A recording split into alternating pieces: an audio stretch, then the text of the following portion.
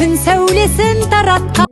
Көктемнің алғашқы күні 1 наурыз, яғни алғыс айту күнімен барлық Айсұлу балабақша ұжымын шын жүректен алғыс айту күнімен құттықтаймын. Және осы ұжымның мұғалімдеріне, басшыларына алғысымды білдіремін. Жұмыстарыңызда абырой, денсаулық, бақыт тілеймін. Алғыс айту күні құтты болсын. Апайларға мың алғыс. Барғы баллақ алғыс, алғыс ана. Алғыс айтып құтты болсын.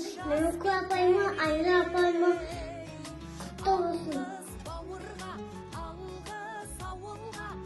Қармақшы ауданындағы нөмір 60 Айсұлу бөбекжайының ұжымына, оның басшысы Жанар Кездес қызына, әдіскер Сейтаға, балаларымның, менің айлымның тәрбиешісі Леракүл менен Айнұр апайларға 1 наурыз алғыс айту күні алғысымды білдіремін. Осы балабақшада менің 3-ші немерем тәрбиеленіп шығып жатыр. Осы ұстаздардың, тәрбиешілердің арқасында оқушы балаларым жақсы нәтиже көрсетіп жүр. Айлинімді балабақшада жақсы қойылымдарға қатысып, жақсы нәтижелерді көрсетіп отыр.